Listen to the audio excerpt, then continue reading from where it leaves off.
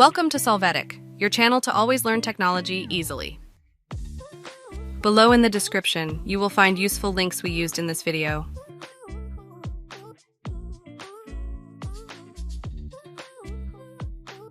Today in Solvetic, we will see how to copy file path in Windows 11. We will go to the location of our file. There, right-click on it and select the option Copy as Path.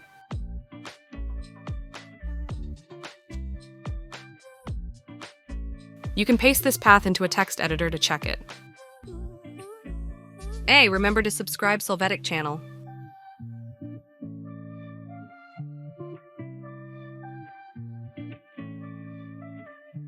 We hope it has been helpful for you.